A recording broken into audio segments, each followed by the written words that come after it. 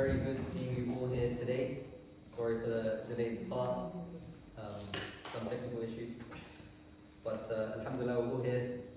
The final event for the term, very important event, especially for our leavers, but as well as those in first and second year. Alhamdulillah, we're joined by Iqbal Nasim. We're all very familiar with him, Alhamdulillah. He's also a graduate from Cambridge, so he's been in your shoes. Before we begin though, we're going to start with a recitation from myself, from Surah Fajr, verse 21 onwards, and then we'll explain the layout for today's event, and inshallah all goes well. أعوذ بالله من الشيطان الرجيم بسم الله الرحمن الرحيم كلا إذا دكت الأرض دكا دكا وجاء ربك والملك صفا صفا وجيء يومئذ بجهنم يومئذ يتذكر الإنسان وأنى له الذكرى يقول يا ليتني قدمت لحياتي فيومئذ لا يعذب عذابه أحد ولا يوثق وثاقه أحد يا أيتها النفس المطمئنة ارجعي إلى ربك راضية مرضية فادخلي في عبادي وادخلي جنتي. The reason I chose these verses is because of the single verse in the middle of what I recited. Allah narrates the account of the disbelievers where they will cry, I wish I had sent forth something good for my true life. So they're reflecting on their lives and what they put forward and what they didn't put forward, and they were in regret. And this will link to many of the things that we're going to talk about today. We're going to hear some reflections from when Iqbal Nasim was in your shoes and his uni life. Then some of our worries that we might have. Some of you are graduating, some of us are going on to our second or third year. Then we're going to zoom out and have some wider thoughts about the Ummah at large and our contributions that we can make. And then lastly, some practical advice based on everything that we have mentioned, inshallah, we'll end with, and questions throughout and mostly at the end, inshallah. Can So, I make a suggestion? Yes. Just read the translation of what you recited. So from verse 21, enough when the earth is entirely crushed over and over, and your Lord comes to judge with angels, rank upon rank, and hell is brought forth on that day. This is when every disbelieving person will remember their own sins. But what is the use of remembering then? They will cry, I wish I had sent forth something good for my true life. On that day, Allah will punish them severely like no other, and bind them tightly like no other. Allah will say to the righteous, O tranquil soul, return to your Lord well pleased with him and well pleasing to him. So join my servants and enter my paradise. That's the final verse. وَدُخُلِي جَنَّتِي. Okay, so now moving swiftly to today's topic and today's first question. I'm going to hand the mic over to you. I'm not sure how useful it is though. It's like I'm not sure, I don't think it's on. It was like, I think it's low on battery, so Don't worry. either way. As I mentioned before, not long ago you were in our shoes. You graduated, just like many of us, inshallah, we're going to graduate as well. When did I graduate? Well, I was actually told not to.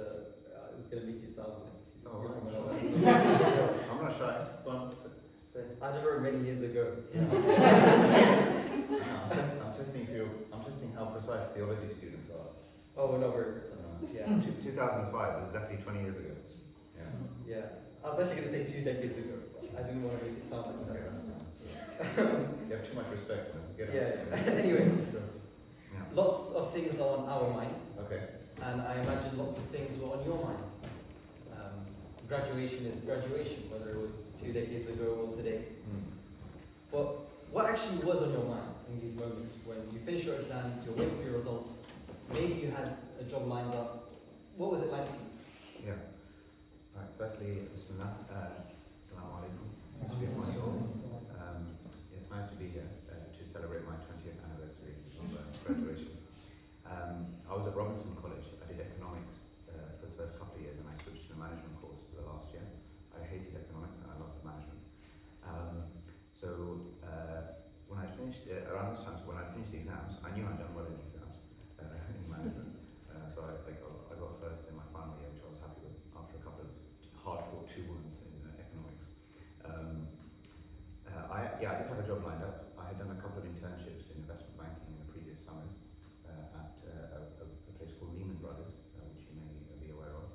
It was a bank that went down in the midst of financial crisis when you were about 5 years old or something in 2008. So I had a job there, but I had postponed the start of that to April 2006. When I was at university, I actually started memorizing the Quran at university properly. I'd been studying Arabic for many years since I was a kid, and I thought, well, I might as well, try and memorize this thing. So I did about half of it whilst at university, and then I went to Jordan for about 7-8 months after graduating before starting my career. So it was a bit of a weird shift to go from 7-8 months in Jordan to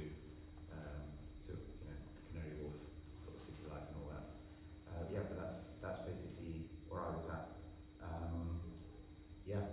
It was a rowdy final week, generally undisciplined, and I think people were just getting everything they wanted to release from themselves, all the brotherly tensions people wanted to get out on each other, they were releasing those days. So that was it really. I mean, I suppose I was glad to be moving on, I have to say, at that time. I was looking forward obviously to going away and just, studying and doing all that. I'll say more maybe in relation to that, but that's roughly where I was at. Well, I didn't actually know Robinson College existed. Yeah. So that's something new. It's the newest college, or it certainly was at that time. I don't think there's been any others. And it had the best facilities because it was the newest college, generally speaking. Generally speaking, most people get like ensuite bathrooms and stuff. So that was, it was the envy at the time. It was the envy of others. I don't know how it's seen now, but yeah. Well, I didn't know it existed. I'm sure it was good. Yeah. This is like an ego bashing session. Go on. Did you have any regrets in the last week after your exams? Or how you spent your 3 years? You mentioned that you started. I'm not really a regret person, to be honest. Don't really. I think I process the past quite quickly. I learn and move on. I spend more of my time in the future rather than in the past. So no, I don't think any significant regrets.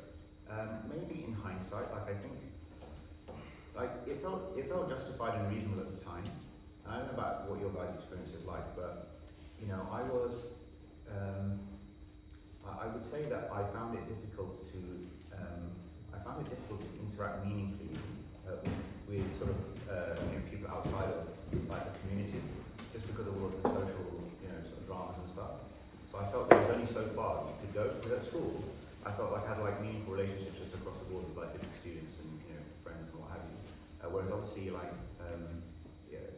people come to university, like the shackles are off and everyone sort of goes a bit wild, for a bit. And so it was like a different, like the relationships didn't feel as though at that time anyway, you could form meaningful relationships if that didn't kind of then correlate with various things which obviously I didn't particularly want to get involved in. So I felt in a way, like I didn't feel that it was it wasn't like a negative experience at the time, but I do feel that I wish I maybe had made more of an effort not to be so, I suppose, isolated or insular in that way. Yeah. And I think that is really important, just generally the principle for us. Like I think our community at different levels is still quite insular, a bit ghettoized. Like we struggle sometimes with meaningful engagement with wider society, unless it is to do with like what we can get from wider society. So if we have to, you know, if we have to have a job, then we'll work wherever because we have to have a job and we'll earn an income. If we have some social, political kind of agenda, then we will engage, you know, to the extent of securing rights and all these kind of things. But I think we're not necessarily very good sometimes at engaging in such a way with that kind of like developing what's called like the social capital to engage in society in a way where we, in a sense, I think I've been reflecting on this recently quite a lot, just kind of try and lose a sense of the divide, if you like. You know, in any kind of in any sort of person-to-person interaction, even on a one-to-one basis, where both parties have some sort of othering mentality towards the other, it's going to take one person to drop that completely in order to engage in good faith in a meaningful kind of way. So I do think that that's going into a broader reflection, but I think maybe that's the only real thing I can think of. By the way, at any point in this, if you want to raise your hand, just if you have something to say or ask in the context of what I'm saying, then feel free to do it.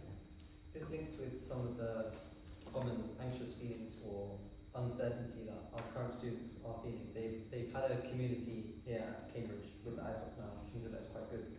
But they might be going back and they're losing perhaps some of their friends or the same environment or the regularity that comes with day to day. No ISOC events anymore. That's like detrimental for them.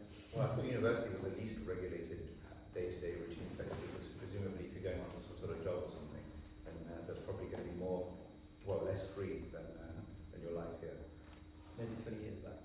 But we have a lot of weekly events and whatnot.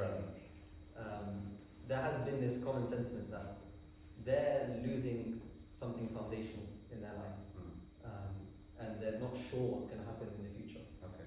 You were pretty confident with your exams that you said, so perhaps. In the final year, yeah. Yeah, and maybe that same sentiment isn't shared. So how can they manage hearing some of the comments from them? Okay, no, so is the point around result anxiety or something else? Or just generally Generally, life after university? Life after university and losing what they've built here.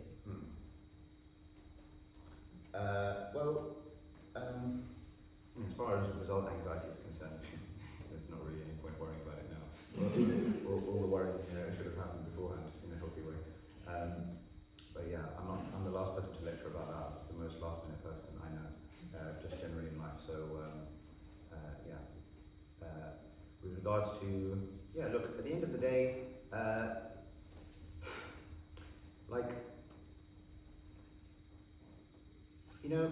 these stages in a way are they're features of the system, but they're not. But they're a bit illusory as well, right? The real transitions that you're making in life or trying to make is the transitions within yourself, okay? And I think it's really important to always maintain that. I think it's really important not to define your progress in life and your journey just by these external stages that are sort of set. First you go to primary school, and then secondary school, and then to university, and then graduation, and then job, and then marriage, and then kids, and then get a house, and then sort of die. These are sort of. It's not completely useless to think of these stages, obviously, but I think it is not healthy or helpful to frame your entire kind of existence around these external stages. So if there is anxiety around it from a community standpoint, I don't know. Maybe I've got to the stage where when I feel some sort of internal friction or tension or discomfort, like I try to, with respect to something that's going on externally, I try to understand what's going on within me, right? And why is that the case? And to see if that actually I could be able to deal with this particular phenomenon or a next stage or something that I'm anticipating in a way with more with more courage or more patience or more magnanimity or whatever the necessary quality is, right? And to try to go deeper into my relationship with God in such a way that allows me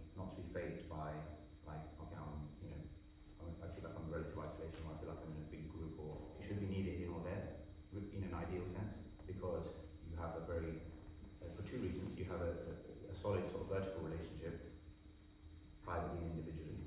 That's always important to obviously reflect on and cultivate. But also because, and this is a really key thing, and it's something that a lot of my work is around, because you're entering purposefully into the world. Okay? At the end of the day, whatever's happening on the outside, in a person's mind and heart, you will feel somewhere on the spectrum of, I'm happening to the world, or the world is happening to me. Even though externally, the same thing is happening. And the difference between one and the other is the extent to which you are entering purposefully, right, into that. So it's almost like, they say, only dead fish swim with the current kind of thing, right? So it's like, no, I feel like there's a reason why I'm here, why I'm going to this next stage. It's not that I'm just doing it because that's just the way the current is going, and I feel like swept up. And I can't emphasize to you, and perhaps you already realize this to some degree, I don't know. I can't emphasize to you enough, how possible it is that at various junctures in life, you may look back and you kind of, you might think to yourself that like the various decisions that led up to where you are right now, like they just weren't fully conscious decisions. You really didn't actually consider them deeply and carefully enough, maybe sometimes. And I think that that's really important, like that your next stage is, or why you're doing the next thing, the next thing, the next thing. Like you just have to be very deliberate about that. I think that's really, really important. Because when that is the case, and you're doing something at a deeper level for your Lord, and there's different layers to that, obviously, then where does like sort of anxiety or sort of a displacement feeling kind of come into it? I think that's an important thing. But look, at the end of the day, you'll build your communities, like, I don't know, depending on various careers and paths and whatever they end up going into. Nowadays, generally speaking, there's probably relatively few spaces where you won't find sort of networks and people that, people who share your faith and values, generally speaking, like, they will be there. So that evolution, I think, is just part of it. But I think the most important thing is, like what I said before, feel like you're going purposefully into things. Yeah.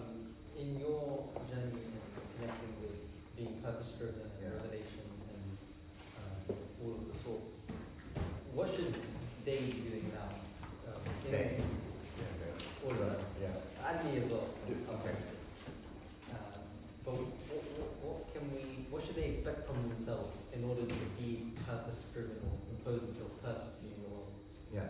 Well, look, having had this conversation with myself a million times and lots of other people over time, I really reduced my formula to the following in the most succinct terms. I say to people, look, if you took away your worries about material provision and you assumed that you weren't going to go past the age of 30, what would you do with your life? That's basically what I'm saying, right?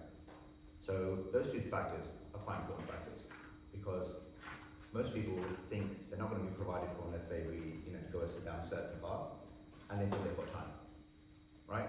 And for these two reasons, fundamentally, is why people don't pursue what their ultimate path could be. When I say ultimate path, I mean making the absolute best possible usage of your resources, your talents, your energy, your skills, your time.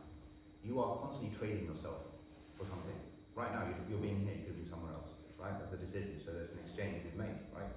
And hopefully it's worthwhile. But I'm just saying, generally speaking, like now when you go into life, I often remind undergraduates that look, you're about to, for example, you look. I don't know what nowadays is an attractive starting salary to make you think it's worth getting out of bed. What is it nowadays?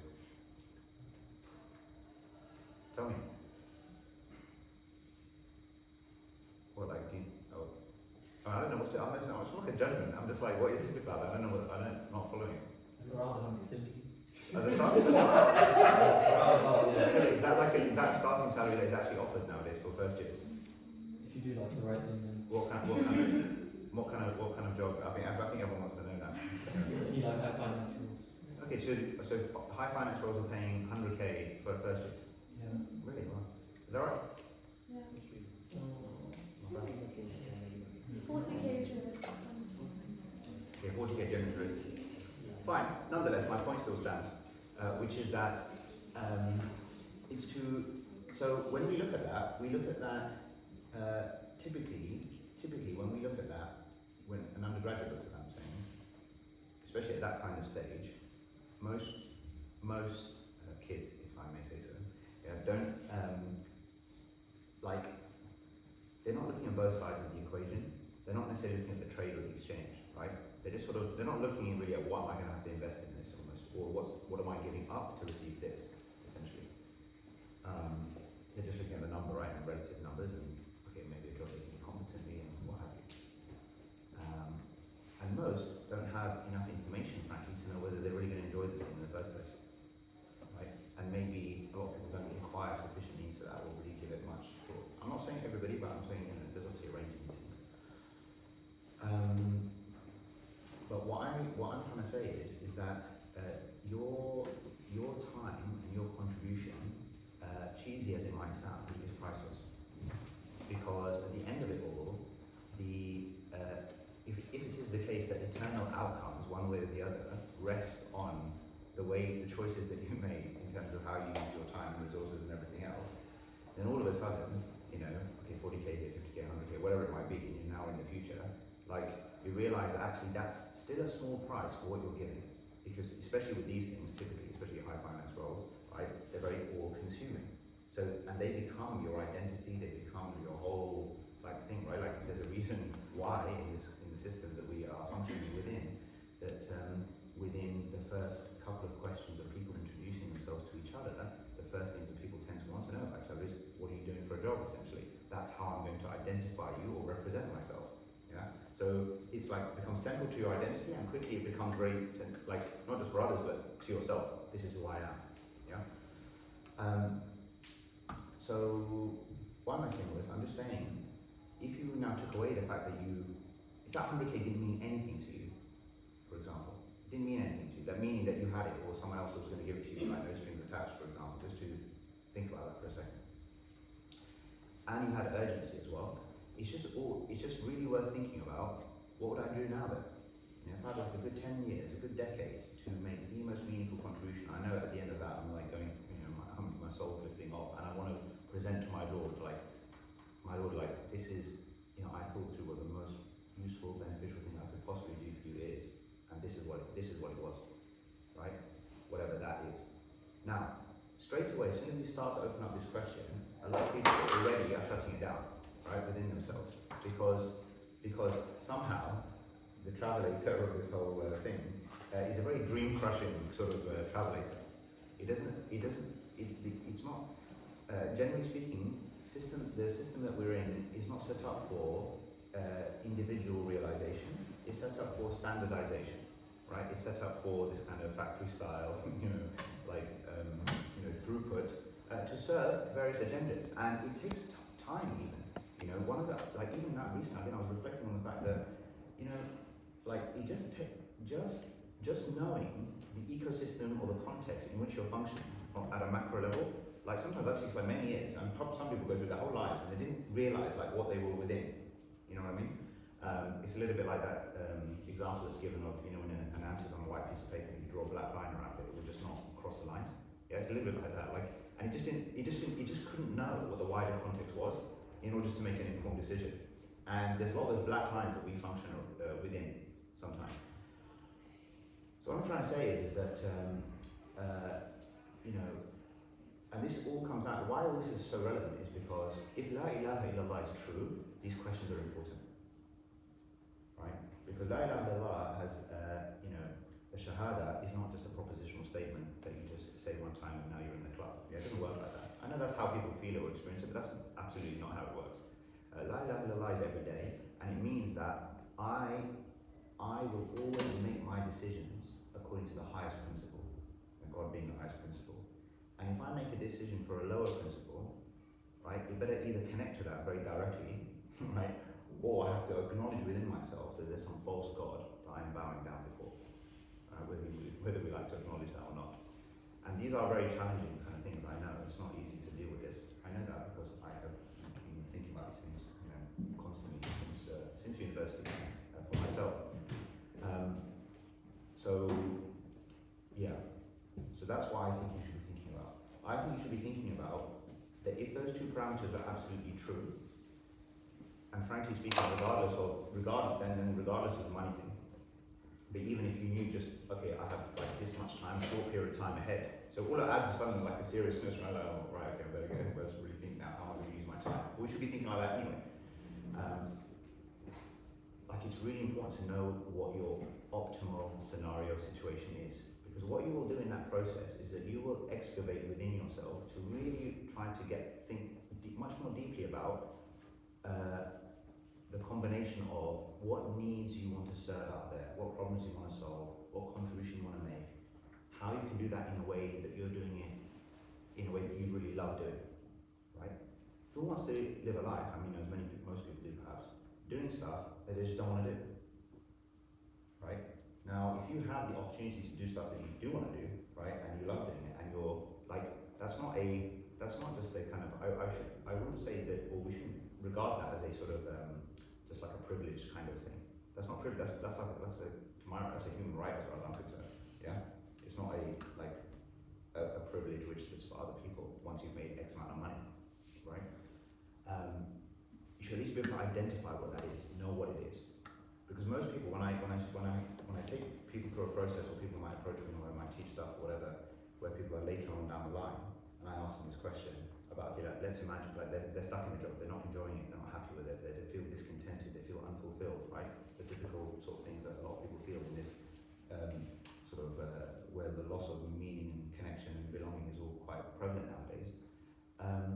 The problem is, it's like, okay, well, even if I said to them, okay, well, let me take all this away from you, let's pretend you didn't have to bother with all this stuff. Okay, what would you now do? They don't have the answer. So it's like not only are you not happy in what you're in, you don't even know you don't have a hypothesis about what would be a more meaningful path for you. Now that's a tragedy as far as I'm concerned, right? And it's quite possible that even at this stage you haven't even given sufficient thought to that, because you have written stuff off subconsciously or otherwise, right? Paths that you could pursue. So I suppose what I'm trying to say to you is that I'm an idealist generally, and I feel like personally, I feel that when you look at Revelation and you look, generally speaking, like sacrificing for ideals is basically pretty much the whole of the Quran. Okay, if you read the Quran and you don't get this, then you haven't read it, basically, right? And so, to my mind, it's really worth thinking about what is the highest possible thing that me, as an absolutely unique creation of God, right? One thing I read recently says, each of us is a divine idea, right? A separate, unique divine idea, right? There will be no one like you, ever again. There was never before. There isn't right now. There's a deliberateness to that, and therefore you owe it to yourself and to your Lord to figure out what that highest potential for you is. That's it. So it's like, if you couldn't fail and resources weren't a problem and you've got a deadline, what would you go do in the world? And such that you get that down on the page, max, such that if when in the day of judgment, or if you were to be asked in conversation with your Lord, what is it you were trying to do, that you could whip that out and say, well, by then you would have memorized it, right, or internalized it, and say, well, this is what I was trying to do. That's intentional living. That's preparing to meet your Lord. That's being ever ready to depart, essentially, which is the kind of state, even at this age, you need to start thinking about.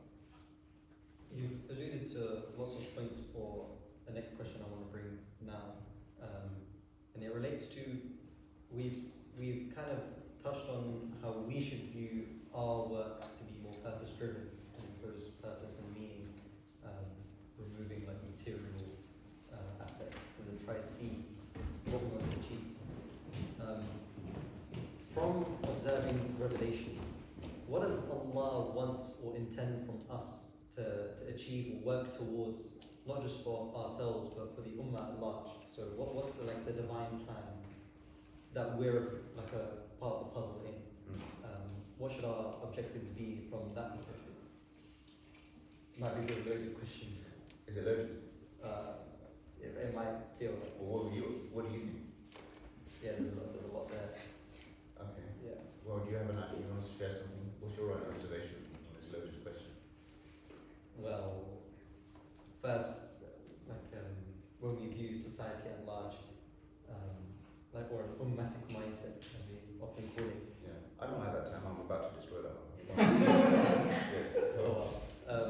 I was gonna say like, what does that mean? Yeah, what does it mean? That's why it's a big Alright. question. Alright. Okay, so what you're, let's say, I don't know, you either being too polite or you're just tired or something, but like, we used to be a lot more rowdy nowadays, so what's the answer to this question? First of all, what is the Ummah? Let's just define this term. What is Ummah? Yeah. No, so we say the question again, because I missed it. Okay, we'll come back to it once, but what is Ummah? Good. What does the word Ummah mean? Okay, so when we say the Ummah, who are exactly referring to them? All believers alive today. I believe it's also something that transcends the times. I think So all believers that were and will be. I believe maybe all believers have ever existed. Okay, and what about ones to come? Perhaps they could be included in the definition. Okay, alright. So we'll include our future babies and their babies. Alright. Anyone else? So he said the community of believers, and then he decided to include the past ones, and then he thought, yeah, might as well include the future ones as well. So do we all agree with that? Yes. So when we say ummatic mindset, I mean, who resonates? Does that term resonate with anyone here? To think with an ummatic mindset? I mean, what it does, yeah, go on. I think it does resonate for me in the sense that if you view it how the Prophet viewed it, which is those people who will be with him on the day of judgment, those people he's there to communicate the message to.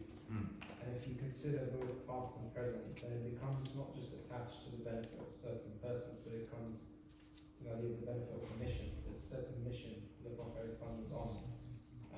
And thinking automatically is thinking with that mission in mind, how can I support that mission?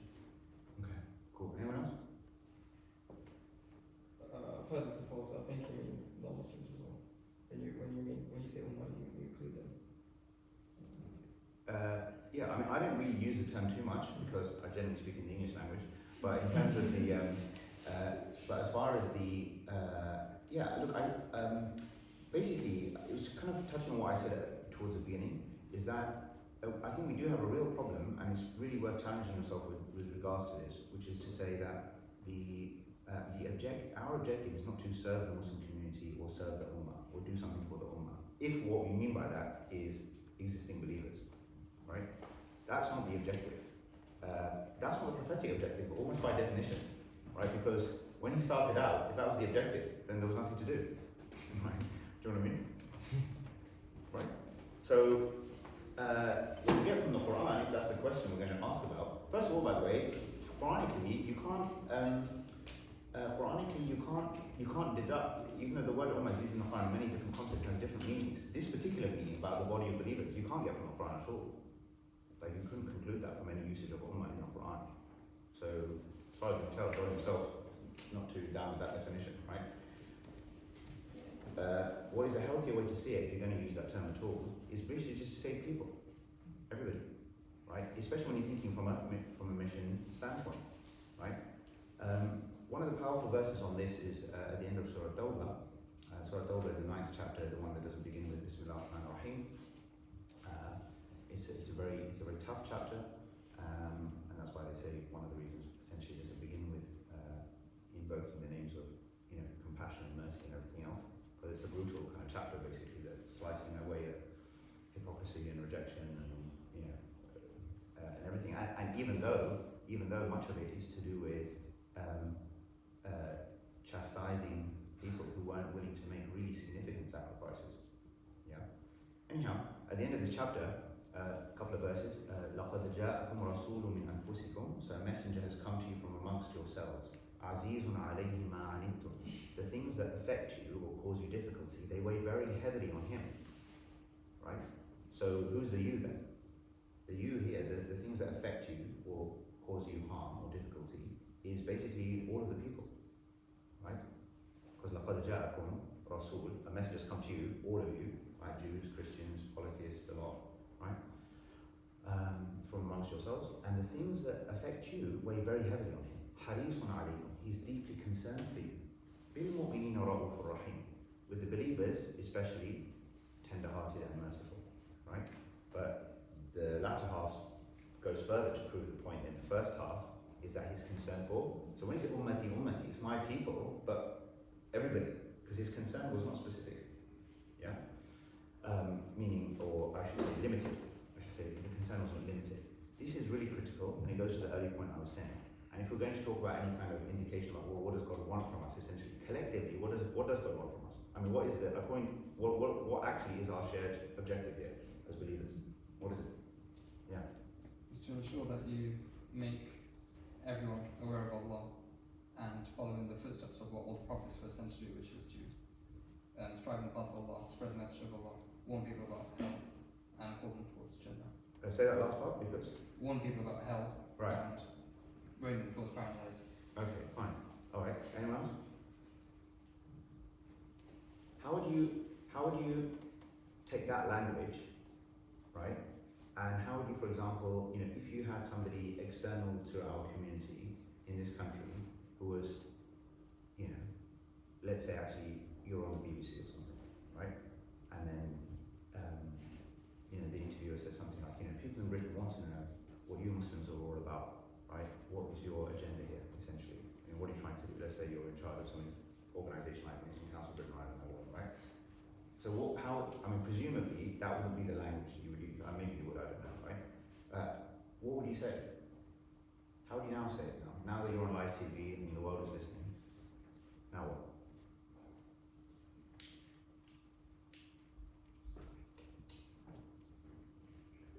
I would perhaps emphasize justice and righteousness. Okay. Justice with all things, whether it be justice with God and our relationship with Him, justice with other people, justice with creation, and then righteousness, like seeking to do what's best. Yeah. That's our focus. Okay. Anyone else? Sisters?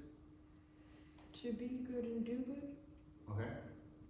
Nice and simple. Okay. Anything else? I'd say the biggest thing would be truth. You should have that desire to find what the truth is and live by it. Okay. And the reality of things. Okay. Fine.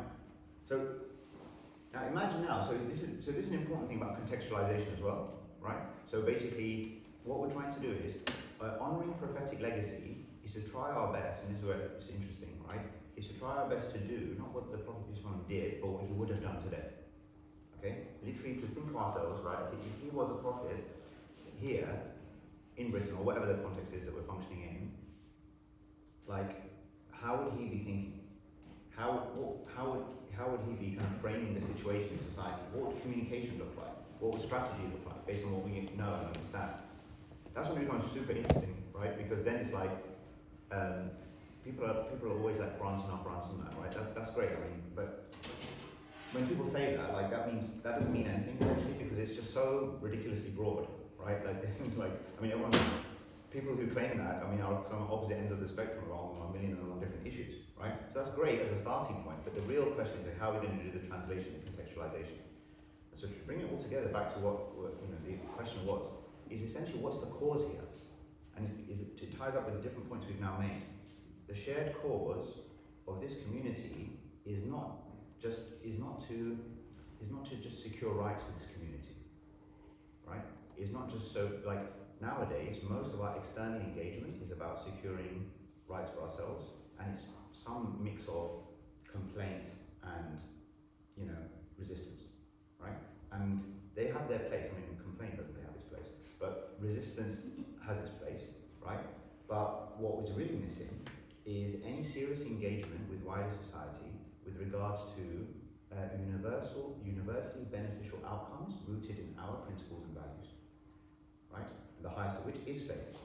So generally speaking, in the public sphere, we haven't we're not very good at we haven't made the case for faith. Yeah, we haven't made the case for faith. And many of us, within our own selves, there's still large parts of our own faith which is only there because it's inherited. We ourselves, many of us, have not even examined our own situation. I know this is challenging, and I don't necessarily, on part of me doesn't want to set you off on difficult routes, but I do believe it's important if you're going to be a serious contributor in the game, right? Is you have to know why you're on what you're on, right? Before you can be of any use helping anybody else to understand. And what I'm not only referring to here is compartmentalize da'wah on a philosophical kind of basis, right? Most people don't come in because of philosophical or propositional arguments, right? People come in because of an experience of value, right? So, for example, I give an example, right? So, when we, as a community, want to engage the government to secure, Sharia-compliant loans for students to study at university, right? Then success is, Muslim student, in this definition, success for those people engaging in that is saying Muslim students will have Sharia-compliant ways to come to university. And once that's done, then we're happy to go back to whatever else we were doing. But what do we have to say about how university is funded across the board? Or education? There we don't have anything to say, right? We're only engaging it from the point of view of what we need to adhere to some legal prescription, which may or may not have been properly understood. Okay, that's another debate, right? Do you understand what I'm trying to say? So you see, like, why did we take that mindset? That's not a very prophetic mindset, right? It's unlikely that would have been the case in my reading, you know? Another example is I don't want to stick with finance, but let's say a different thing, yeah, like, nowadays there's more of this kind of Muslim or Islamic psychology and counselling stuff. But Muslim or Islamic psychology and counselling, it can't be that that's just for Muslims. Doesn't make sense. If it's based on a conception of the human being, and that's literally how every human being is at the center, whether they know it or not, there must be a way to translate that, the concepts and the phenomenon and the services, the therapeutic intervention, in such a way that anybody could benefit from, right? So, and this is not to water down anything in terms of faith, it's actually to find a new vocabulary, new language, and a new method of engagement that actually allows us to declare the value proposition of what we have at every level. I'll give one final example which I'm quite passionate about. It's really important. It may or may not be something you have influence on over time, depending on what you get involved in. But mosques, if mosque leaderships really had the mindset of we're running these mosques for the entirety of our locality, and not just for the Muslims within our locality. I mean, some mosques would have to make a 180-degree shift in how they do most of the things that they do in order to make that possible. But can you just imagine the difference, right?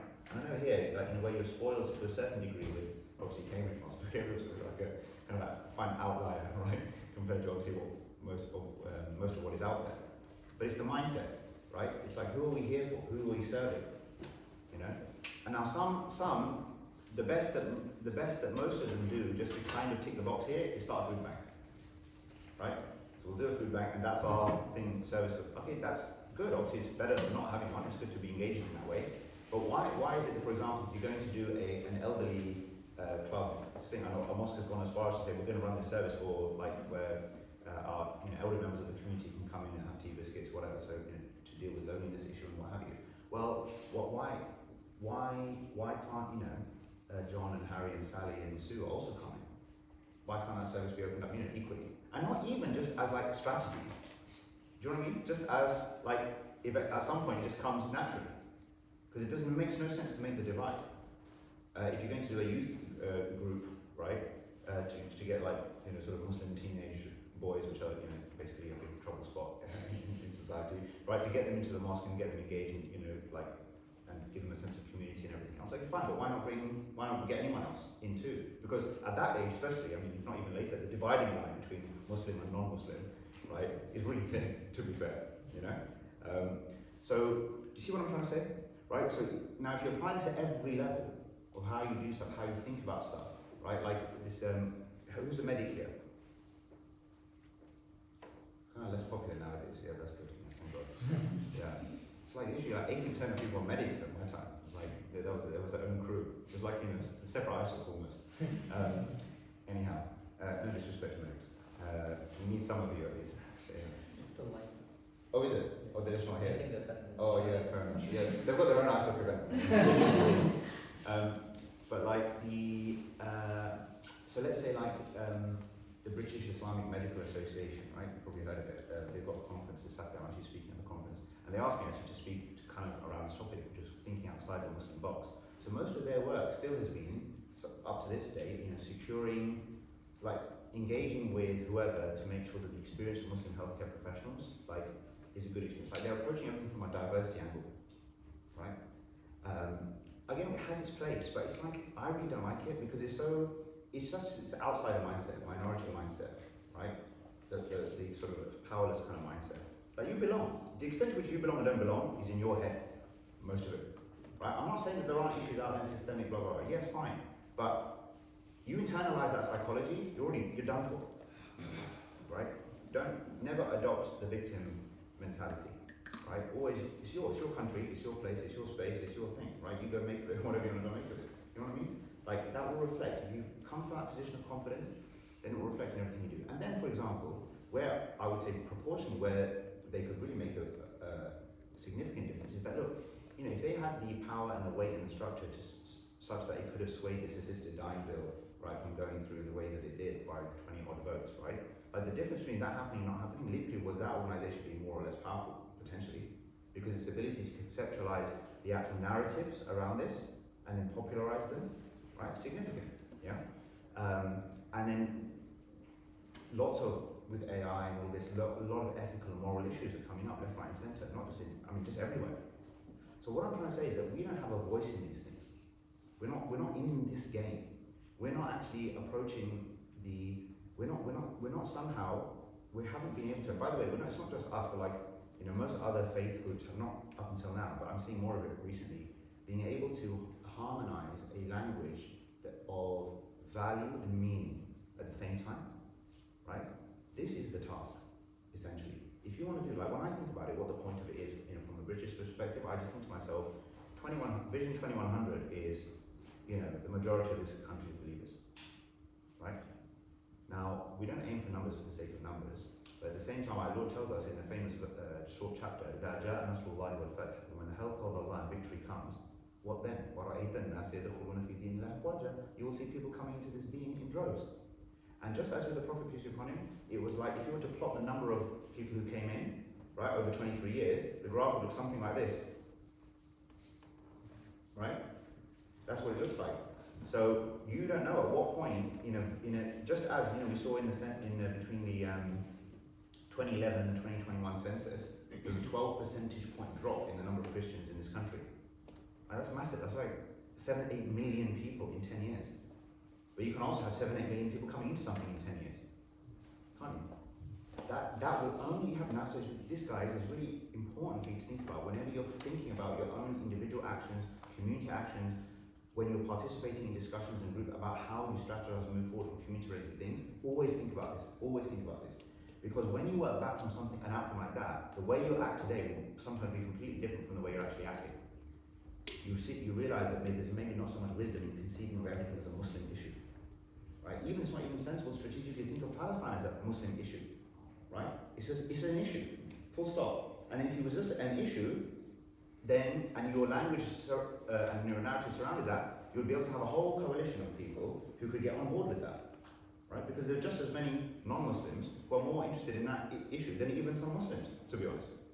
You see what I mean? But you kind of lose that if you organise yourself and all your vocabulary and your language and your engagement and your institutional involvement is internal. So that's the agenda. The agenda is to strive in God's cause with everything that you have, which is another way of the Quranic language for aim for your highest potential with everything you have. If every one of us are doing that, this, by the way, is the only way. This is the only way to solve our unity issue.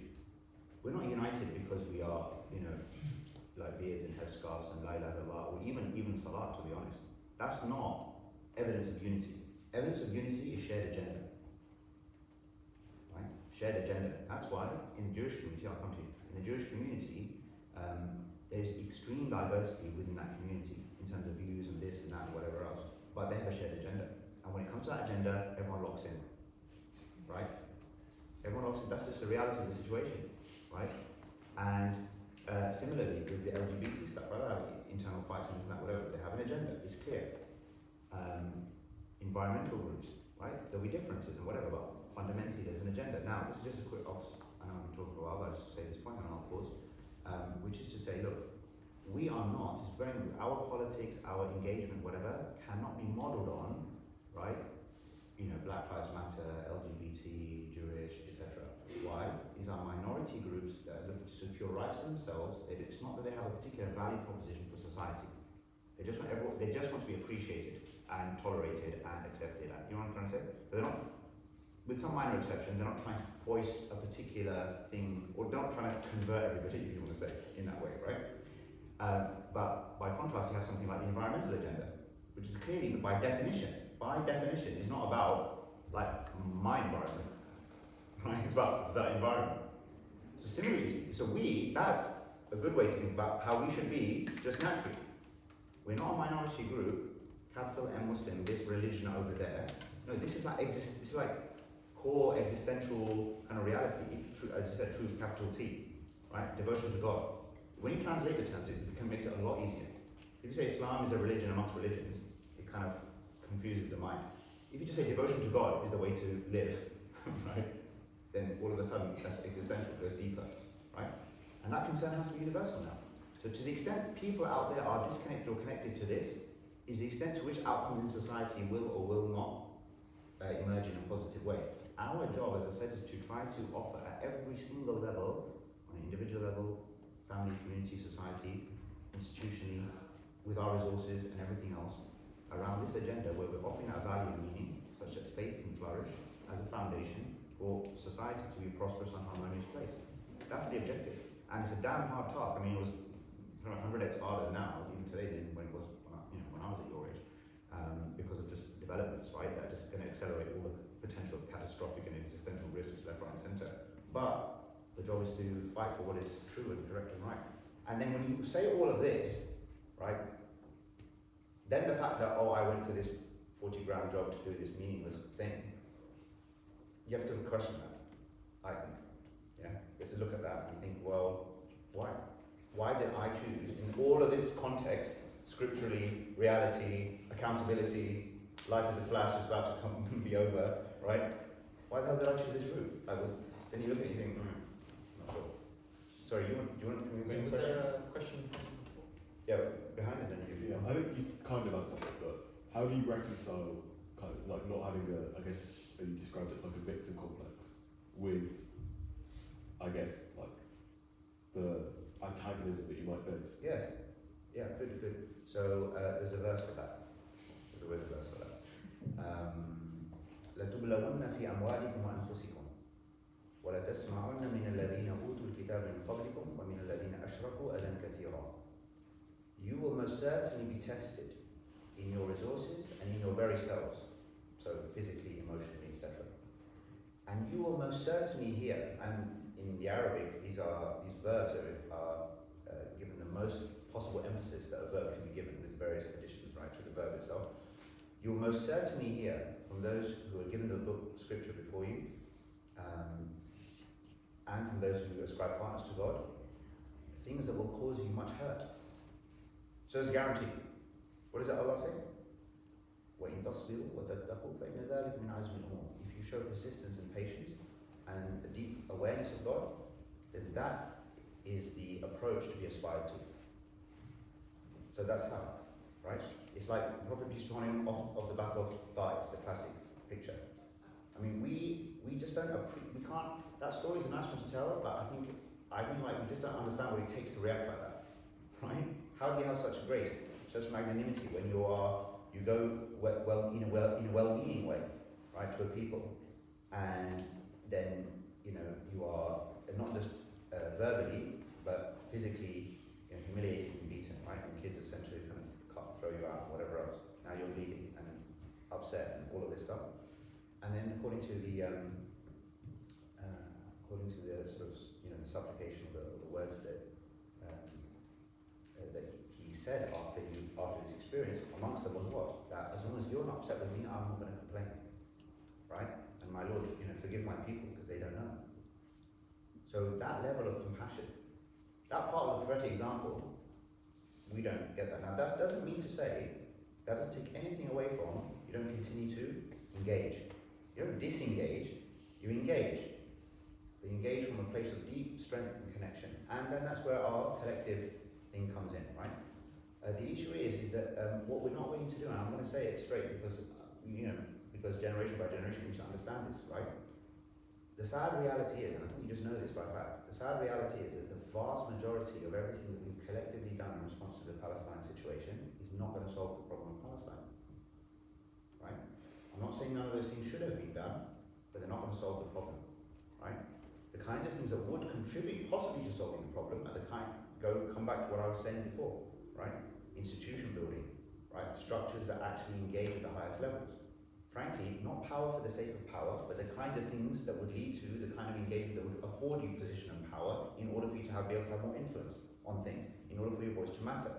Now, certain of that is happening, I'm not saying that, but what I'm trying to say is that it's important. But the problem is, at a mass level, from a spending perspective, you tell everybody to spend now for relief purposes, you'll get 10,000 times more, it's probably not an exaggeration, maybe spend 100,000 times more, right, in terms of giving, than let's build this institution right now, this thing right now, which has from a 50-year view and a 100-year view, right? And my greatest fear is that our grandchildren, great-grandchildren will just be seeing the same thing, and then that will not be an excuse, especially for Cambridge graduates, in front of God. Okay, fine, the rest were uneducated, they didn't know, maybe, right? I'm not saying every other university, I'm just saying, you know what I'm saying? The masses, if you want, whatever that is, right? Okay, maybe the average person can't, is acting with emotion, but people of intelligence should act with intelligence.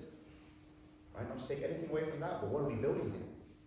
What's strong? So anyway, that's a different point, but to your point, strength is just one other thing that comes to mind at the end of the 15th chapter. وَلَقَدْ نَعْلَمُ أَنَّكَ يَضِيقُ صَدْرُكَ بِمَا يَقُولُونَ. Allah says to the messenger, says, we know, certainly know, that your heart feels tightened and straightened because of what they're saying. Right? So, that's a very powerful verse. I mean, the idea that it's receiving the idea that God knows your feeling, how you're feeling. So it's not like no one knows, no one appreciates. God knows your feeling, right? And then towards the end of that, what? فَسَبِّحْ بِحَمْدِ رَبِّكَ وَكُنْ مِنَ السَّاجِدِينَ. Right? Celebrate the praise of your Lord and be amongst those who prostrate. Prostration is basically a solution to most problems, to be frank. I mean, internally at least, right? وَعْبُدْ رَبَّكَ حَتَّى يَأْتِكَ الْيَقِينَ. The last verse. Right? Keep serving, keep worshipping your Lord until what is certain comes, until the end. So there is a persistence, there is courage. If you again read the Revelation, I tell you one thing. Maybe it's an obvious thing to say. Like you've got to read, you've got to stay engaged with the Quran. Yeah. If you know the Arabic, fine. If you don't know Arabic, either you learn if you're going to learn it, don't learn if you're not going to learn it, whatever. But engage in English, whatever. There is 80-90% of what you need, you can get in English. Right. The key lessons, your goosebumps can come, your heart can start pumping. Right. You can get it. Stay engaged with it because all of the lessons are there. It's essentially a leadership manual. It's a mission manual. It's not this personal development book. It's cause, right? It empowered a person to transform society in a completely unimaginable way. So if you want to transform society in an unimaginable way, there might be some lessons there, including like how you build the kind of courage and the mindset to let things that will really make other people crumble. It's like water products back to you. I think you're going to. Yeah, thank you. My question is kind of related to the former question, and I really appreciate what you said with regards to overcoming this minority mindset or not adapting this identity as a minority which doesn't necessarily participate in wider society. But I was wondering that especially if you're coming from at least demographic minority context, you I guess often subconsciously internalize this identity. And now, I guess most of us are in a position where, as adults with all consciousness, have to kind of unlearn this again. So, what would be your suggestion or your reflections on that? Just, I think a lot of it comes down to what I said earlier in terms of if you really I think when you really care for others, deeply, and you have that, you try to think about that prophetic concern, and you think about people are suffering, right, everywhere, right, in all sorts of ways, and it's even though we show a disproportionate amount of concern and empathy for people who are physically suffering overtly and in very significant ways, as we have seen, if we were truly aligned to reality as it is, then we would feel an even greater amount of concern for people who are just waywardly leading some sort of, completely agnostic or atheistic or materialistic lives. But the problem is that then we realize, well, actually, large parts of my life are oriented in kind of the same way. You know what I mean? Like my decision making, right, my considerations, then myself are not really necessarily sometimes there. So it's a humility to constantly try to examine ourselves, number one, and then number two, to have that shared concern and to engage with people like that in that way. there's no Muslim, non-Muslim. You know, these are not even Quranic terminologies actually. There's no Quranic term or prophetic term that you can translate into non-Muslim. Isn't that interesting? But we are literally, it's constantly coming out of our mouths. When we say non-Muslim, that means you're not me. As soon as you've done that, it's game over, isn't it? Because, like, look at the frame, it's already where you've already begun from, right? But all the Quranic terms describe people relative to the divine, not relative to each other. You can deny God, you can ascribe partners to God, you can have a bit of both in terms of belief and not, or a bit of hypocrisy, right? You can be devoted, you can be submitted, you can be whatever, right? But then you think about it like that, most of this is state level, meaning internal state level, substance level, right? But then it's like, okay, well, and even though you, in your translation, cheeky that translation, right, in your translation, it says, يَوْمَئِذٍ يَتَذَكَّرُ الْإِنسَانُ وَأَنَّى الذِّكْرَى, right? This is a good example where even translators kind of, do funny things sometimes. So it's like, it says on that day the human being will realize, will think, what have I done, right? And and if only I had 10 more good deeds. The human being, here just translates as those who disbelieve or something. I don't know where you got that, right? Anyway, my point being is that there are believers and potential believers. That's it. That's it. And I don't even know whether I believe truly, because I swear to God, yeah, if you read the Quran, the descriptions of true believers, like you look at it and you look at yourself, and then you're like, I'm not sure, right? So what I'm trying to say is that it's this. If you genuinely saw, it's like there are just people with souls, right? And with the challenges and with the difficulties, everyone's got their journey, everyone's got their story. If you're truly to appreciate why a person is the way they are, right? If you knew the backstory, you could think, I understand, even though there's some crazy stuff going on here. I can understand why what's going on is going on. So I think that this kind of approach is not. There's a fine line obviously between all of this and like some sort of complete like kumbaya naivety. Yeah, I'm not advocating for that, right? But we need to get off our high horse quite a lot, I think, and that deals with it. I honestly think that deals with it a lot. Just see a person, and when we engage genuinely collectively with people in that way, then there may or may not be reciprocity, but I think by and large there will be. And generally, in my life, in my experiences, personally speaking, like the silent majority, right, are open, are searching, are looking, right, are fair, are tolerant, right. The reality is that we always. This is why I really get concerned, because like when we always. I mean, you hear sometimes like a lot of complaint about the Muslim experience in the UK, and then I always stand back and look at that and look, you've got no perspective, right? If you're really complaining about it, there's nothing's going on. So it's like it's almost as good as it gets actually from a minority experience. There are issues, but there's a lot to be very appreciative to God for, number one, and then like you should then build a sort of reserve within your patience and understanding. Right? And then if you have duty, meaning a dutiful and a purposeful and a cause-based type of mindset, then that takes care of the rest. Yeah. You kind of touched on my question already, but so you obviously mentioned beforehand about trying to engage with those who are engaged with us but in an antagonistic fashion. How would you try and engage with those who don't want to engage with you at all, who perhaps like they tolerate you, but they want to live their own lives their own way, and without a person-to-person connection, you can't really break through to them. How do you try and do that without a person-to-person? It depends. If you're saying they're rejecting that kind of engagement, if you're saying they're rejecting the kind of engagement because of it would be on discussing these kind of existential questions or whatever, that's different. If you're saying that. But if otherwise it would be fine, right? Like people often say this in terms of family stuff. Sometimes people in families like start diverging and departing like from a faith perspective and have different experiences and what have you. Now the person who might be more kind of, let's say, off the path, so to speak, then they might not appreciate the fact that this one here seems to always come across as self-righteous and always telling them what to do and all of this, right? Okay, fine. So now that doesn't mean now this person over here shouldn't be looking at the other one and saying, well, since they're not like on the path, there's nothing to engage on, right? No, again, don't bring it back down to like again, a lot of this is relationships. So to the extent that we can be, just be decent people and all the rest of it, fine. And then at a certain point, yeah, like it's like a beautiful kind of thing, right? To yours your way, to me is mine. And there's times to disengage as well. Yeah. I I just wanted to, the idea of a mindset shift that we should think way more universally, and I really agree with that. I think we're falling short in many respects to achieve that goal. But I also think that sometimes promoting that like mindset can often lead to unfair criticism to almost every initiative that is internal or inward looking. And I believe it's just natural, even just normal strategic thinking. It necessitates that there is some internal focused activity. Like you, for example, you led the National Zakat Foundation. It's a prophetic and divine example of something that is internally oriented to build an internal community.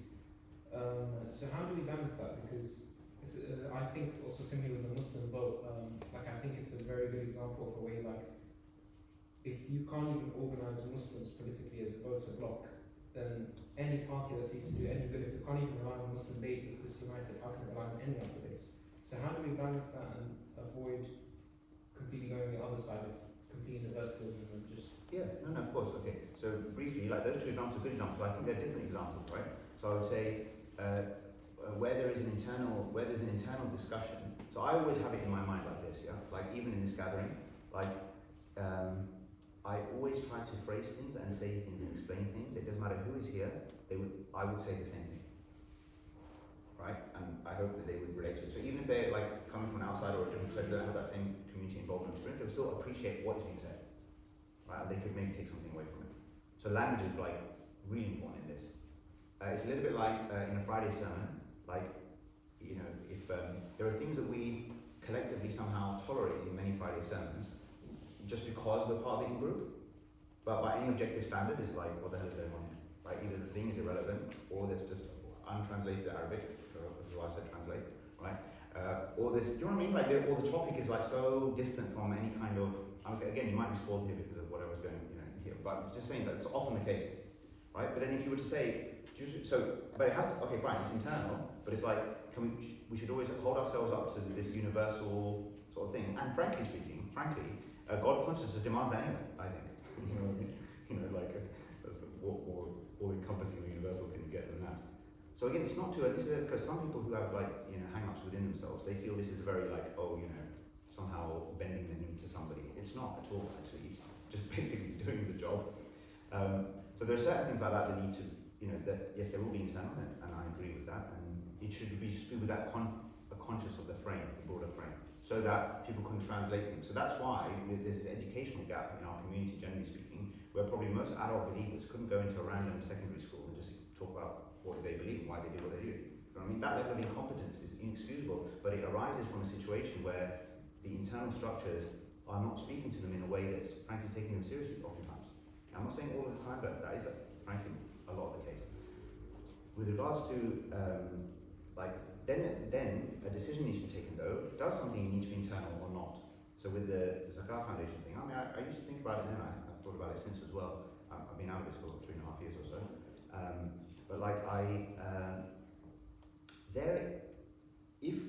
If we are conceiving of Zakat as something which is the purpose of giving Zakat to a poor person is to afford them the kind of support that allows them to feel a sense of belonging within the faith community, right? Then you can appreciate why the priority this is an internal thing first. Because the function of Zakat, see, if you understand the function of Zakat, you can understand the issue. The function of Zakat is to strengthen faith, preserve faith, protect faith.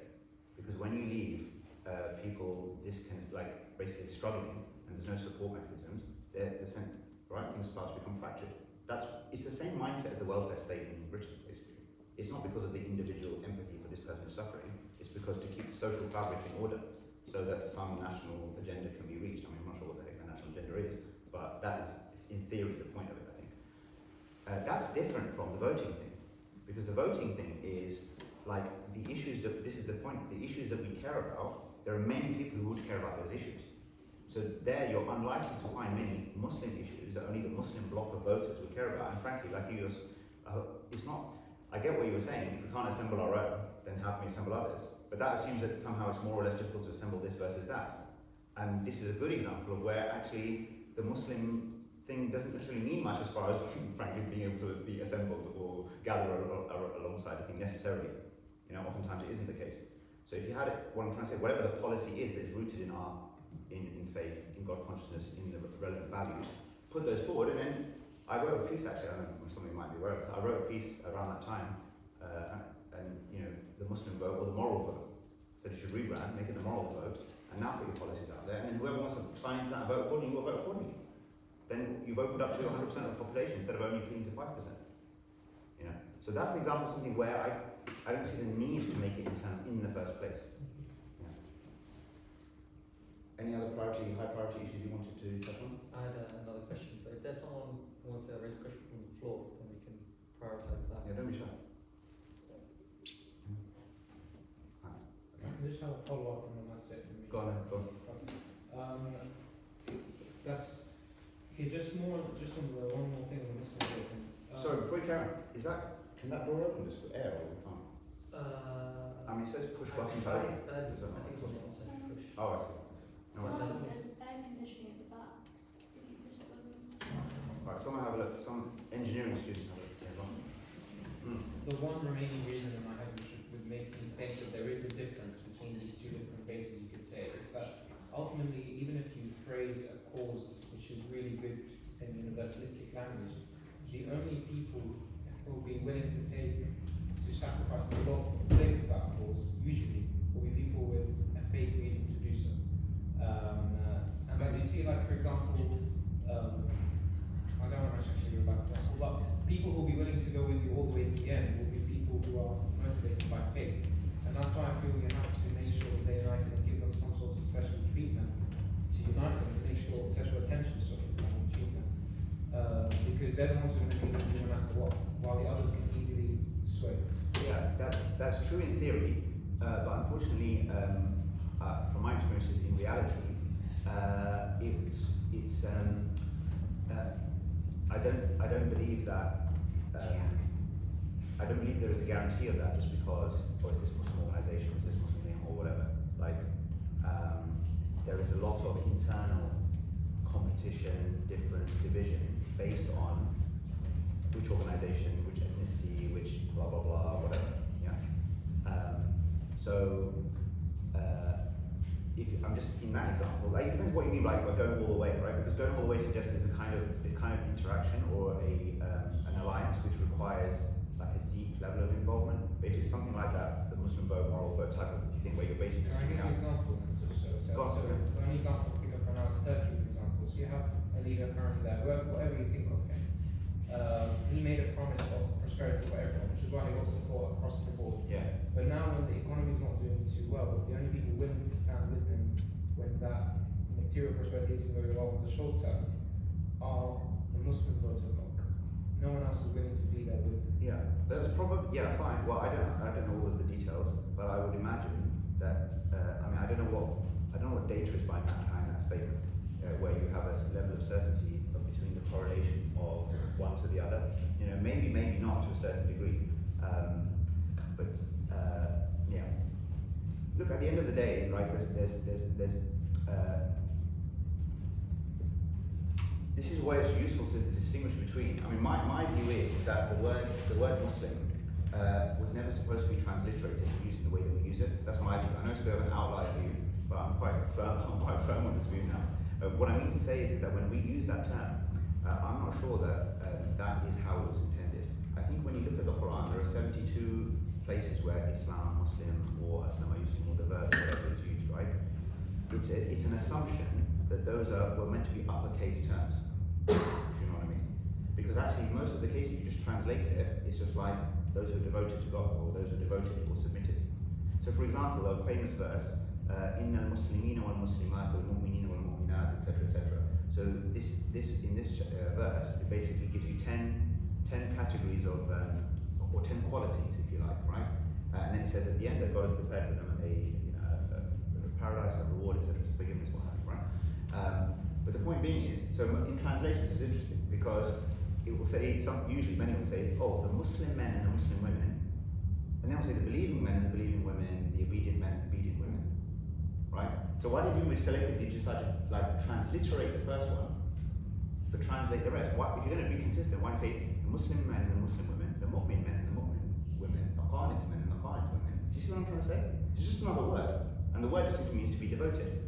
It's only when you understand it like this, meaning at substance level, that you can understand the heavens and the earth submit, they are Muslim. How was Abraham and Moses and the other prophets Muslim? They weren't Muslim, capital M, they were devoted to God, right? And the heavens and earth are subservient to God. Okay, now you realize it's just a much healthier way to look at it, in my opinion, because now it's like, are you ready? So much of the Quran is basically challenging the internal reality, right? Like I was saying Surah Tawbah earlier, and many others. Oftentimes, Allah is really challenging. Like, okay, you claim belief, but what, the really interesting one is when it says, Ya ayyuhalladhina amanu, aminu billahi wa rasul, etc. Right? It says, you who believe in God. Right?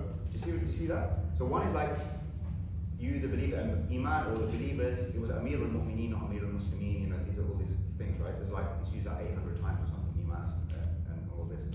But it's like the idea that you who believe, have faith. It's always, it's speaking to the internal reality, internal orientation. And this is why, like, the label and the name does not save us or mean anything. And this is why, if you want to understand at the biggest level, right, to know, we'll say we need numbers. When we have numbers, we'll be victorious. When we have resources, we'll be victorious. Right? When we have, like, when all people come in, we'll be victorious. No, because if that was the case, then Muslim countries who are surrounding Palestine with all of their money and resources, like, so what does the Muslim as an adjective of those countries mean for that issue? See? So this is quite like, as in when you peel away the layers, you realize the label, literally, as it on its own, as a label, an adjective, is not a guarantee of anything at the substance level, right? That doesn't mean to say there's no substance, but that's like it's almost like a correlation causation kind of thing, right? See what I mean? So it's really, but this is again a way to bring ourselves humility about who we are and our claims. And God wants to see the action that backs up the claim. And that is everywhere in the Quran, everywhere. Like, there's always these verses, Hadda na'lam or dina'lam, right? Allah is saying that so that we know, or in order for us to know. We'll test you so that we know, i.e., so that you can prove to us which of you are for real. Right? And that's addressed to us. So yeah. So the alliances of the people, honestly, you will find sincere people who will go with you all the way from places all over the place. Because somehow, in some odd way, right, it's not actually strange, but it's only strange when we're used to thinking about things in a certain way, or we're a bit more optimistic about how things are, right? It's almost like, we forget this existential, like this fitrah idea is very important to all of this, because essentially the reality is everyone has the essential nature of the essential potential. So then, how do we write anyone else? It's not for us to write anyone else off. So if there's just like a 0-100 light darkness kind of measure, how do you know at any one point in time where someone is? How do you know where they are with God? Maybe the person is in this weird post-religious but non-atheistic, spiritual kind of zone where they have an appreciation of oneness, interconnectedness, right? Like the non-material, essentially. An idea of the sacred or the divine, which is probably more popular or more real nowadays than hardcore atheism, hardcore materialism. I mean, that's, I think, already on the downwards curve, because essentially it's like an unworkable proposition. We're not designed, coded for that one, right? So how do we know that they are not, relative, as far as God is concerned, like, that they have faith at some level? Do you know what I mean? Like, basically just given the inputs that they've been exposed to and how they perceive stuff. And now they do good. I was thinking about this the other day. It's like, when someone does a good deed, what is that? Some random person from wherever, right, who hasn't said La ilaha illallah Muhammadur Rasulullah, who doesn't either know or whatever, they're not sure where they are with the Quran, etc. Fine for them, right? But they do a good deed. So what is that then? What does that mean? Where does that come from? In this definition, in a classic definition, say, oh, Muslim does a good deed, that's rewarded. Non-Muslim does a good deed, irrelevant. That's kind of the normal conception. Okay, but then it's kind of a bit, I don't know. That's kind of, I'm not sure that's carries as much as, for example, like an actually genuinely selfless act. It's almost like on an inside-out basis. It's got to be coming from somewhere of goodness, of a place of some level of illumination, or even if it's not given a propositional or a verbal affirmation, it's coming from faith in a way, a kind of faith. So where that's at, I'm not saying that, I'm not trying to say this means this, that means that. I'm just trying to say being non-judgmental, unless you have, until the point you have absolutely hard evidence of enmity, right? There's just no value. You know, it just messes everything up. So yeah, and then you explore it in that way. I think a lot of potential good can come from that approach. Yeah. What advice would you give on extending your language beyond the Muslim centric and lens that we're often I mean, I'm very clearly talking from a specific standpoint.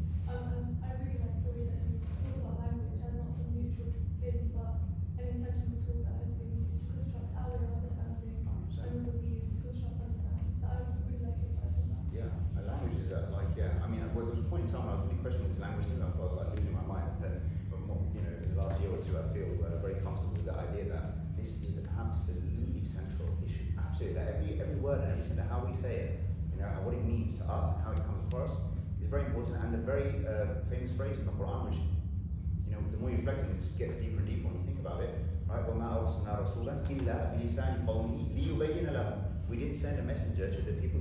We didn't send a messenger to the people except with their language, right? Literally with their tongue, lisan, right? Tongue, language, culture, all of these things, right? And where social capital is all bound into that term. لِيُبَيِّنَ لَهُم, so he could make it clear to them. And the reality is, guys, right? Like, if the outside world is just not clear about what we stand for, what we believe, what the heck has got to do with them, why they should even bother, right? How it brings them hasana in the dunya and hasana in the next life, right? I really think the key is, if you can show how it brings goodness in this life, that's it. Everyone wants to be on the winning team. Everyone wants to be where it's flourishing, where it makes sense, right? And people are easily deluded by all sorts of other random rubbish that doesn't seem to serve for too long. We literally just need to step into this void and just start offering good stuff. A good product, good package, right? That's it, right? So yeah, so the language is really critical because obviously, you know, it shapes us and it shapes the way we think, shapes the way others think. So how do you do it? Just give it a go. Like as with anything else, as with everything I'm saying, and it's important to say that with regards to what I said earlier. You know, I said earlier, like you know, independently of all your constraints and your fears and everything else, what is your dream? What's your dream contribution? What can you do with the skills and things that you have? Where you are right now, right? Have a vision and then the next step. Forget the bit in between, right? Because everyone gets lost and they're kind of all stressed out by the bit in between. Like, no, don't bother with that. You literally just have a vision, a goal that you really believe in, that you think, you know, I think, given everything I know about myself and my situation and the context, I think my Lord would really want this for me. I don't know how it's all going to work out, how it's going to sustain itself, how this or that, I don't know, right? And in the meantime, I might need to do something just to put food on the table or whatever. But this is the mission, and my corporate job is the side hustle, right? Psychologically, it's really important. It's a little bit like when you go through university or even school, right? It's very different framing. It's like, this is part of my education, right? But my realm of it, how I'm learning is here, and university is here. That's so much more healthy than university is like the be all and end all, right? Sorry if it's too late for some of you, but you know, do you know what I mean? Like, but you get to that frame, isn't it? Like your only learning is here, but it's very particularly, again, you don't realize the context you're in, how much conditioning is around you and around all of that, and assumptions that you don't even appreciate you're getting into. So what I mean to say with all of this is, like, in that context as well as your context here, you've got to do stuff, right? The idea here is not to just have theoretical discussions and, you know, think about and dream about what I could do, coulda, woulda, shoulda, right? Like, once you've got that, and get in the fray, start making sacrifices, little actions, sacrifices, learning. So it's a little bit like this startup mentality, right? Like you hypothesize, right? You build something, you ship it, you test it. They always say, and then you learn, collect the data, the lived experience, the feedback, whatever the points are, right? Iterate, next. That's how you iterate your life. Yeah? That's how you iterate your life.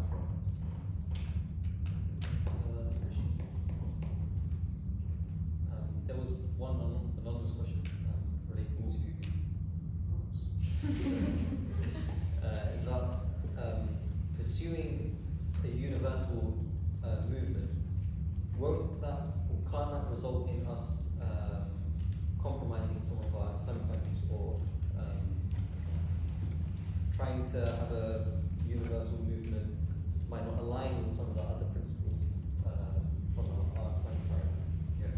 Okay, so first of all, what is an Islamic value? I've never understood this, right? Where in the Quran does it say Islamic value? When any hadith say Islamic value? I mean, where is there even Islamic as an adjective? Islami. There's no Islami anywhere in the Quran or anywhere in any narration. I love these ones where basically we do all the time. Everyone thinks it's normal. It's like, where's the basis for this? I don't get it. Right? Same. It's okay.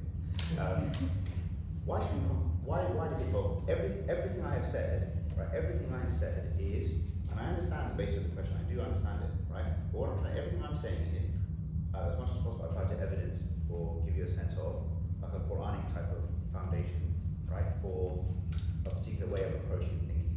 And frankly, it's self-evident. If the Prophet thought like we are thinking now, we wouldn't even be here as believers. Right? We're only here because of someone somewhere had universal concern. We know we're not like, you know what I mean? Like we could have been whoever, wherever, right? But our parents were like somewhere along the line, right? Some shift took place because someone gave it out, right? A few years ago, a talk was given in here in Cambridge. I attended it by our esteemed Dr. Riding the Tide of Modernity. I don't know if you've seen this. It's on YouTube, right? So watch it again if you haven't seen it. I was there. I remember I asked the first question, whether they cut the Q&A out, but the board was very upset. But he was riding the tide of modernity, and in the midst of that, he spoke about how this faith came to the people of Indonesia, right? And parcel of that was the people who went in there, they changed their names. They changed their names, and they changed their dress, and they learned the language, and then they started like having like sort of, there was a culture of like folk songs and this and that, whatever. So they would write the let's say lyrics, right, in that style, which had more like essentially a depth or substance or a meaning to it. Now, in the midst of that, we would like for some of us, we couldn't think of doing anything like that, right, or lots of things like that, because for many people, that's just selling out, that's this, that, whatever. No, because like the thing is, look, if it's built on true consistency, you're not doing it for yourself, right? At the end of it, who would, like, in a way, you would, like, it's not, you've got nothing to gain necessarily if that's your purpose. Now, this is where intentionality is really important. That's why nothing can be judged from the outside. It's like, what are you doing it for? If you're doing it because you're afraid, you're doing it, and I'm just like, I need to be accepted part of it, and I just don't want to be accepted, so the other people have become your God, okay, then that's a problem. But if you're literally doing it because you're compassionate and concerned for people, for the cause of the sake and cause of God, then, and if that remains kind of driving you, then fine. Look, we have got to, like I said earlier, I said it's about, the question is, what would our Prophet peace upon him have done? The even more challenging question, right, in a way, is that if a message, we know for a fact, again, this is a hard thing to realize in one sense, but it's also very self-evident. If our Lord had chosen to reveal a scripture today, here and now, to a messenger here and now, could have been perfectly possible, right? Could have been possible. So what would that look like? Okay, so it would be in English, for sure. Like, absolutely. But then it's like, okay, well, how might we spoke to the people? Because at the time, there was like verses to various addressees, right? Different groups sometimes. Not every verse is for everyone. And you can only really understand the Quran truly in your current context if you understand it deeply originally in its original context, right? And there's some sort of translation that you have to make, a metaphorical translation you have to make. But it's a challenging question. I know, I'm not saying we're going to go the right one, I'm not saying that, but what I'm trying to say is that, like, to think whilst I understand there are concerns about compromising this and that, in reality, healthy compromise, not of your foundational values, but of how things manifest themselves, is an inevitability if you want this to get anywhere. The kind of thinking that says somehow you're going to recreate this imaginary past, and you're going to somehow recreate that now and do everything as, letter by letter. That it's not possible, and frankly, just by virtue of it not being possible, it's clearly not what our Lord could possibly have expected. Our Lord wants us to be in the context now, in the here and now, right now. We have to be with Him now. What does He want from us now? Right? تِلْكَ أُمَّةٌ قَدْ خَلَتْ لَهَا مَا كَسَبَتْ وَلَكُمْ مَا كَسَبْتُمْ. That's a community that's gone, they've passed. They will have what they earned. You're going to have what you earned. You're not going to be asked about what they did. You're going to be asked about what you did. Right? It has to be sensible, it has to be meaningful. The Prophet peace be upon him made a compromise. Did he not? There's so many examples. Companions were complaining to him about, why are you doing this? That's demeaning for us. He did it. So what are you gonna do with that? You see what I mean? So yeah, you don't compromise like your but sometimes what we think are higher order priorities, maybe they're not as much. And when you stick as a priority the importance of other people getting what we have to say, and you put that into the mix of your things, the equation changes. See? But this is where, look, none of us are in this alone, right? I have people that I rely on, trust, counsel of people, friends, people I regard as like not necessarily, sometimes not like practitioner type people, but more just learning people. Sometimes people are on the ground, right? So we consult. And then when I have one of my closest friends, right? We literally die for each other, right? We disagree on a lot of things, but we have one goal, right? You see, that's the key. That's the key. If you have a shared cause, this is where cause unifies. You have a shared cause, and then you debate, you discuss, you move forward. That's why my podcast will In Good Faith. It's a cool double read. Yeah, go on. Assalamu alaikum, jazakallah khair for all your insights, very interesting. Kind of on this shared cause and your idea about this broader definition of a Muslim, which I really do, like it's very sound and it's ideal, and I would like to live in a world where we do have this broader definition of Muslim. But I think that I think that potentially kind of ignores the reality of the situation when the Ummah itself is so divided. You have this contestation between different Muslim sects, Islamic sects, in relation to like how Islam itself is represented, the kind of values that we embody, that we should embody, the kind of values that we should or maybe could compromise on. And I think that in relation to what you mentioned earlier about creating this universal movement, how can we do that when we are so internally divided, as in how we don't even know what our kind of shared moral system is, because we can't agree on that. We as Muslims cannot agree on that. Different Muslims have different perceptions and definitions of what a Muslim is, and that's especially the case when it comes to, again, different sects in Islam. So don't we think then, in pursuing a universal movement, which I am all for, it does have to start from within I know you don't accept within the Ummah and within kind of the Muslim nation, or just us, right? It's so funny how many people I have conversations with and say, I know you don't like the term, but I know you don't see it like this, but and I'm like, listen, at some point, why don't you just see it that way and we can talk normally.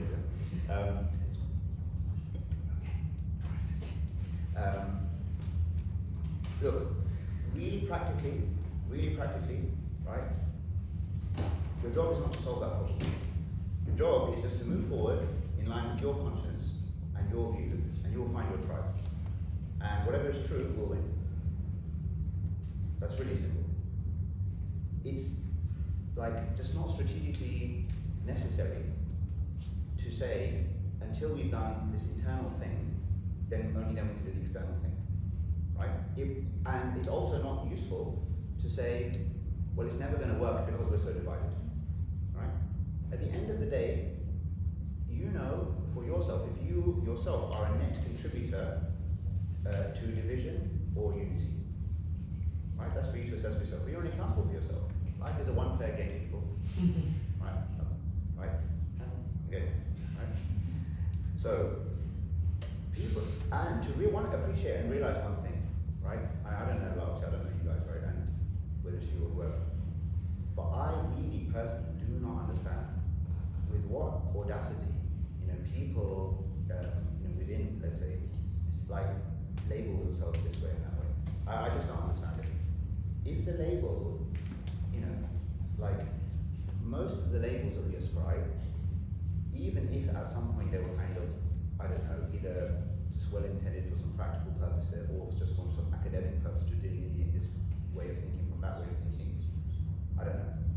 But the reality is on the ground, they're absolutely damaging. And I would say, like, contravene basic, like, again, Quranic principles. If you want to talk about values, right, or Islamic values, right?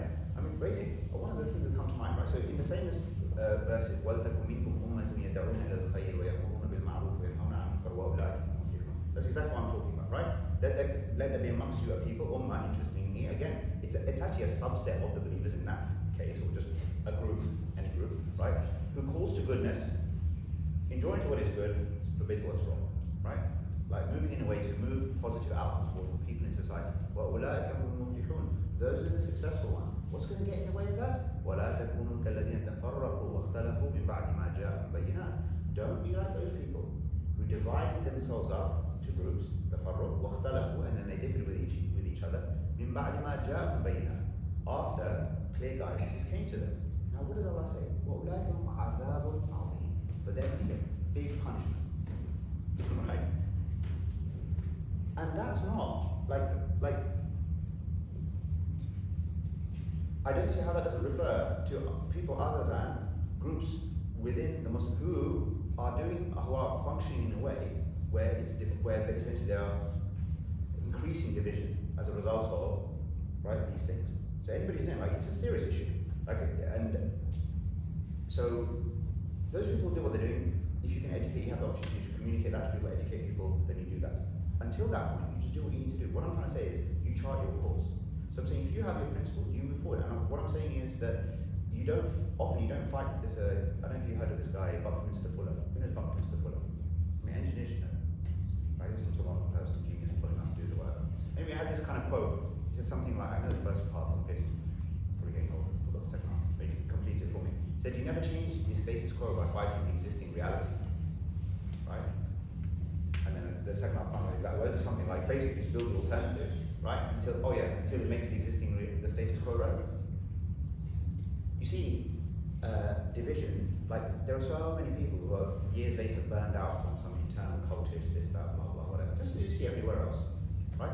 Human beings can't survive like that, right? It's like people who come out like the Mormon cult or any kind of cultish thing, right? Or the Salafi thing, or this or that, or Sufi this or that, like the whole lot. If it is really cultish, where you have got into this zone, where this internal thing, like this is the way, this is the truth, you're done.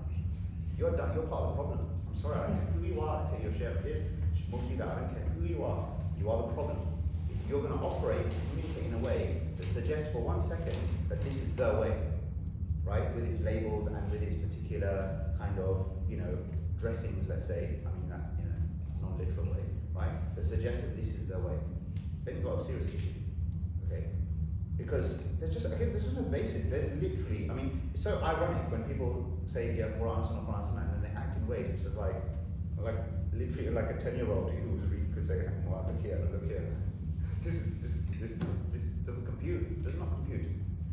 So it's a very dangerous thing.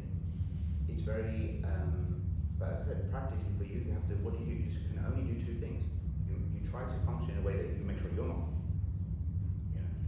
Behaving in any of that way or ascribing that way, and that's what I mean. I don't know. I have a very, very open thing. I don't put anyone on a pedestal. No sheikh, no scholar, no this, no that, no one more or less. No one, right? Everyone with respect. Learn. Right? But as soon as you get into this kind of pedestal style thing, look at the. Allah says, "Ittakhadhu ahbarahum wa ruhbanahum arbaban min dunillah." Right?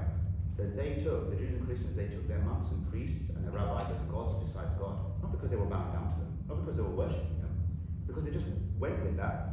Do you know what I mean? Regardless of context. You didn't own your own journey, right? You just followed like a zombie. But to a degree, obviously your maturation evolves at the time, right? But you seek to understand what the heck is going on. Why like this? Why like this? Understand it. It has to resonate with you. You have to live your thing, because ultimately, if you don't do that early stage, it's going to come out at some point, right? Everything will just not be fitting for you. So, and I'll just say that, by the way. I just want to say, sorry, I know we've got to finish, but just a couple of things. But on an intellectual level, on a spiritual, whatever level, when things don't sit within you, right? Don't you have to scratch that itch.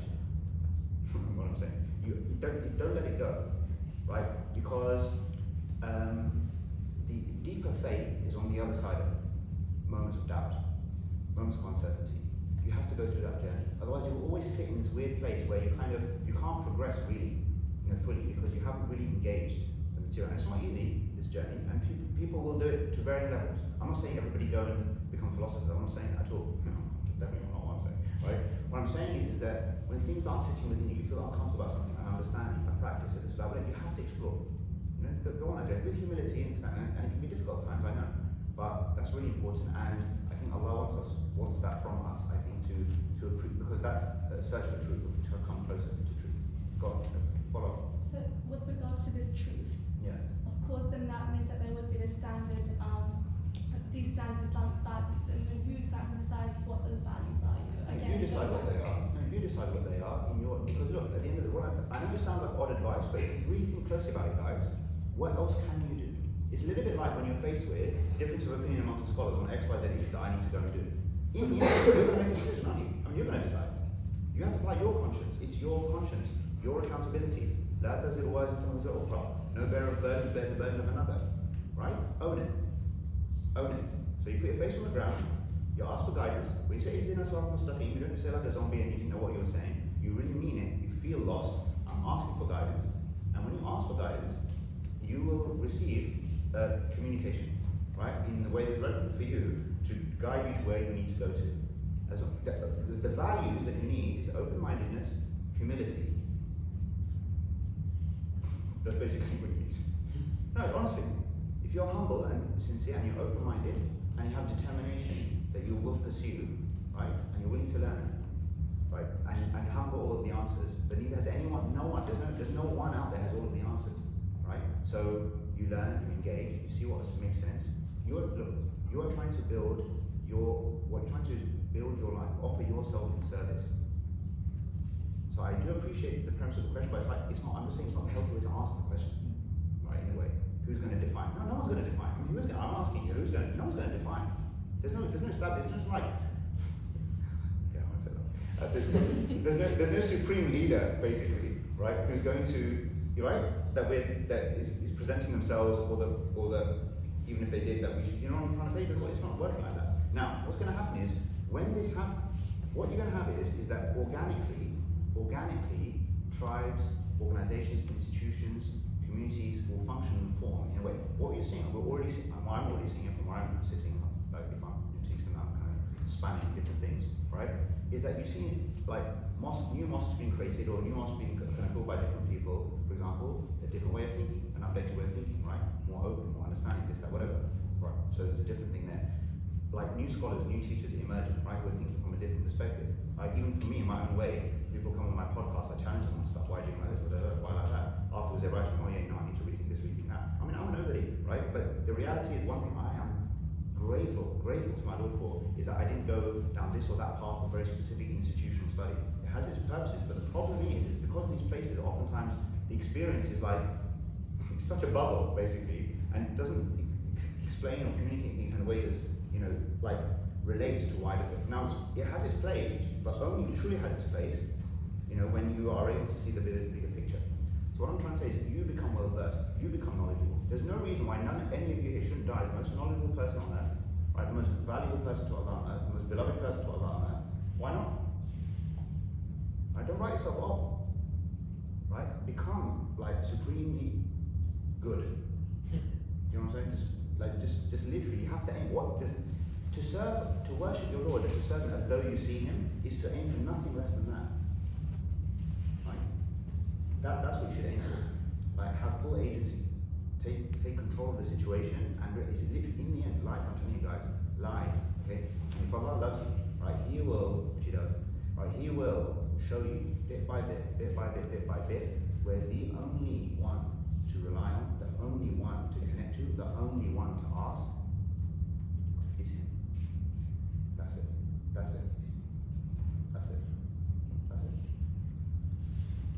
Jazakallah khairan. Unfortunately, we do not have any time at all left. It was a very insightful talk though. I've already got feedback. Someone said it was gold. So, alhamdulillah. Just go. Not Bitcoin. But alhamdulillah, it was really, really insightful, especially for me. I think I'm the only freshman from the brother side. Where are the rest? I don't know whether It's too early for them to come seriously. Yeah. But quickly though, Roots Academy have given some dhikr books. If you know what dhikr is, then you know its importance. If you don't know what dhikr is, then you definitely need one.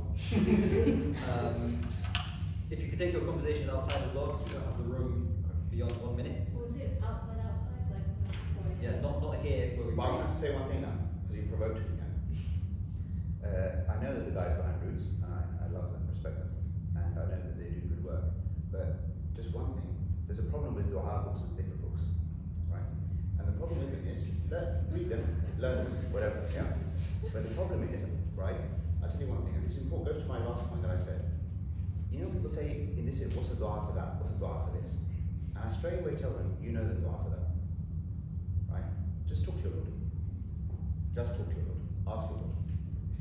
If you don't communicate with God in the language that's most familiar to you, presumably for most of you that's English, that is a tragedy. There's something really messed up about that. And that is the sunnah, by the way. Right? Even the Arabic dua that you find in the Quran, most of them are translations. They're like divine translations of the words of previous prophets. Musa never said, well, first of all, he was never called Musa in his time. And he never said, Rabbi Shrah li sadri wa yassir li amri wahlul 'uqdatan min lisani, etc. He never said that. He said something else in Hebrew. We can't say that what's here somehow necessarily is more meaningful than the thing that the man originally said that is being celebrated here. Do you see what I'm trying to say? Like, so I'm not saying don't learn. No, I mean, I've learned these things. And I know everything. Go to the bathroom, come from the bathroom, before, food, after, before. Fine, right? I'm not saying has it. I'm not saying has it doesn't have it. What I'm trying to say is like, don't. This should not be robotic. It needs to be relational, not transactional. Similarly with dhikr, with remembering your Lord. Yes, there's degrees of like the formulaic and the organized. But dhikr is essentially you're always in remembrance because you see everything through a certain lens. You're remembering, I look at water, I remember my Lord. I look at human beings. Each one of you is like, my mind should just be popping with like, how amazing is my Lord? Right, to have made it such amazing people, etc. Right, well, do you know what I mean? It's crazy. I mean, just literally seeing another human being is like, it's like a crazy experience. That in and of itself is enough to just blow your head, right? About the phenomenal creative power of like divine, like that's just crazy.